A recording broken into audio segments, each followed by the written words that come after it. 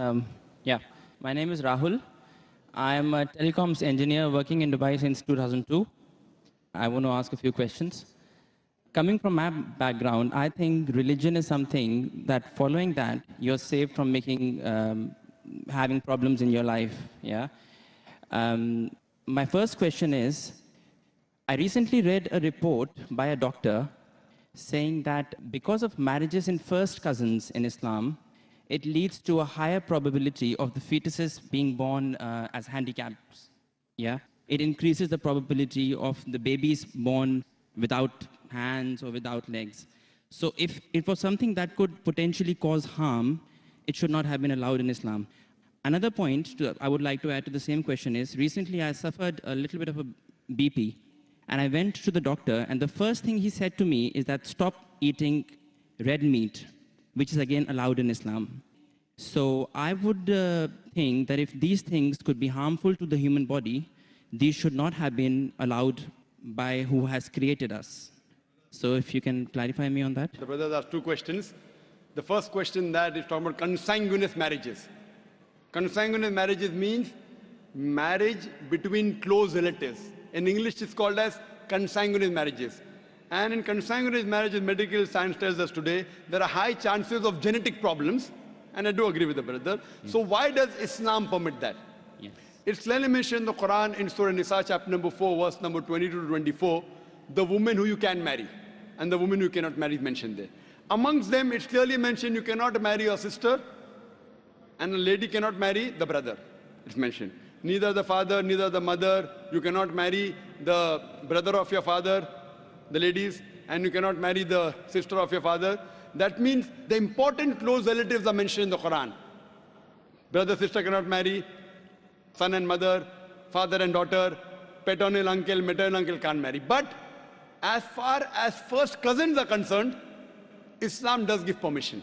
Now, as far as consanguineous marriages are concerned, the maximum problem comes when you marry your direct blood brother and sister. Consanguineous marriage. Even if you marry your direct father, daughter, mother and son, or your uncle, the chances are also there if you marry your first cousin, but it's negligible, very negligible. So no, Islam... That's not what the report said. The report said that because of marriages in first cousins, not your brothers and sisters, it leads to this problem. And it was from a doctor. It was published in Gulf News as well, actually. Brother, let me complete. Even I am a doctor. Ah, okay. Fine. Even I am a medical doctor. Yeah. It means medical doctor with that doctor. Yeah. The chances in direct relatives are very high. Yeah. If a sister and brother marry, the chances are very high. Yeah. If a father and daughter are very high. You have read only one report, you haven't read the other report. Yeah. So you only read Gulf News, I read medical books. So Gulf News is better or medical books is, brother? Right, so your point is marrying in first cousins, the chances of getting problem is negligible. As compared to brother and sister. As compared to. But still there is a... Brother, will you let me complete my answer? Or? Sorry, yeah, please. So you have more faith in Gulf News? No, not really. I'm here to find the truth. That's right.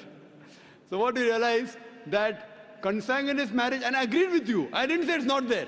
Yeah. So I'm not trying to beat around the bush. But compared, it is negligible compared to direct blood brother and sister. Now, I do agree that there are medical genetic problems in various ways. But this report is there when you have continuously generation after generation. And our beloved Prophet, that according to Dr. Ahmad Sakari says, the Prophet said, do not marry against first cousins generation after generation. If you do it once or twice, it is no problem. Yet, even if you marry not cousins also, you can get a problem. Do you know that? Yeah. So that doesn't mean that you stop marriage only. Right. So there is a hadith which says that do not do it generation after generation. Yes, but otherwise, generally, there's no problem. Right. Fine? Okay. So coming to your second question. Yeah. You went to a doctor and you said you had high BP. Yes. Doctor said you have red meat. Yes. So why does Islam allow red meat? Yes. You know, my friend went to a doctor and doctor said you have diabetes, don't have sugar. Brother, why do you have sugar? Right. Why? Don't have sugar. My friend went to a doctor, doctor said you have diabetes, don't have sugar. Brother, do you have sugar? Yes, of course. Why you have sugar? Stop having sugar. Yeah, well, we can live on vegetables, easily possible. Can you live without having sugar? Can you live without having sugar? Even vegetarians have sugar, brother. Yeah. Are you educated? Yeah. MashaAllah.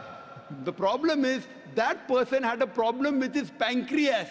Yes. In the pancreas, there are islets of Langerhans which break down the sugar.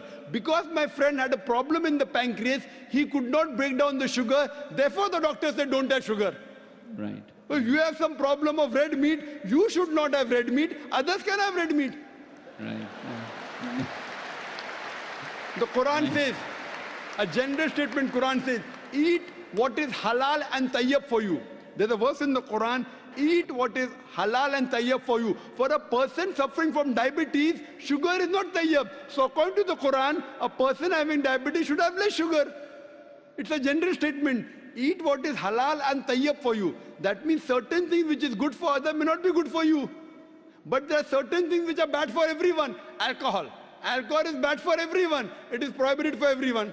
Pork is bad for everyone. Therefore, pork has been prohibited for everyone.